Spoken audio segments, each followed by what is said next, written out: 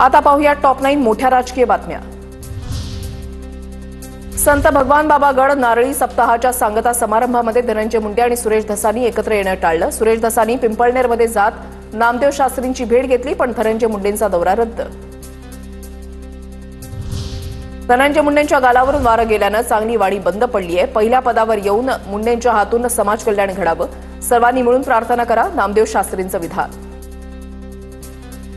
मला तर असं वाटतं की त्यांच्या गालावरून जे वारं गेलेले आहेत, सगळ्यांनी मिळून भगवान बाबाला प्रार्थना करा, एवढी चांगली वाणी जी बंद पडली आहे ती सुरू व्हावी आणि पुन्हा पहिल्या पदावर येऊन समाज कल्याण त्यांच्या हातून घडावं, एवढंच त्यांच्याविषयी आपण बोलूया। श्रीगोंद्यातील संत शेख मोहम्मद महाराज मंदिर जीर्णोद्धारावरून वाद पेटण्याची शक्यता। संजीवन समाधीस्थळी मंदिर उभारावं, कमिटीसह ग्रामस्थांची मागणी, तर जीर्णोद्धाराला शेख मोहम्मद महाराजांचे वंशज अमीन शेख यांचा विरोध। सौगंध मोहम्मद की मंदिर वही बनाएंगे, संत शेख मोहम्मद मंदिराच्या जीर्णोद्धारावरून बंडा तात्यांचे विधान। सौगंध मोहम्मद की खाते हैं, सौगंध मोहम्मद की खाते हैं,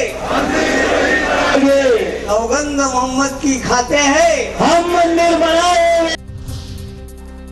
40 वर्ष शिवसेनेमध्ये काम करताना असं बोगस अधिवेशन कधीच बघितलं नाही। स्वतःचा आवाज कोणी ऐकत नाही म्हणून बाळासाहेबांचा आवाज वापरला।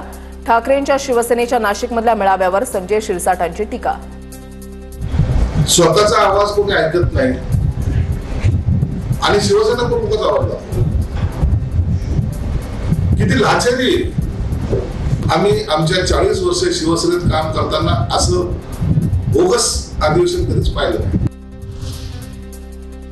अमित शहानी बनावट शिवसेना निर्माण केली आणि महाराष्ट्रामधील काही लोकांना चालवायला दिली। बनावट शिवसेना स्थापन केली म्हणजे बाळासाहेबांवर अधिकार नाही। संजय राऊतांचा शिंदेच्या शिवसेनेवर घणाघात। बाळासाहेब ठाकरे यांच्या नावानं ज्याने एक बनावट शिवसेना निर्माण केली आहे त्याने हे बोलू नये। एक शिवसेना अमित शहानी निर्माण केली, इथे महाराष्ट्रात काही लोकांना चालवायला दिली, बनावट शिवसेना। त्यांना बाळासाहेबांच्या भूमिका बनावट वाटणारच। बाळासाहेबांचे शब्द यायच्या माध्यमातून दाखवून बाळासाहेबांचा अपमान करण्याचं काम उद्धव ठाकरेंनी केलं। उद्धव ठाकरेंनी हिंदुत्वासोबत कशी तडजोड केली याची 50 उदाहरणं देईल। त्यांनी समोरासमोर चर्चेला यावं, चंद्रशेखर बावनकुळेंचा हल्लाबोल।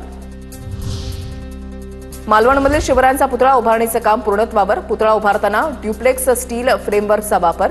1 मे रोजी पुतळ्याचं अनावरण करण्याचा सरकारचा प्रयत्न। मालवणमधील शिवरायांच्या पुतळ्यामधील भ्रष्टाचाराच्या पैशांचा निवडणुकीमध्ये वापर।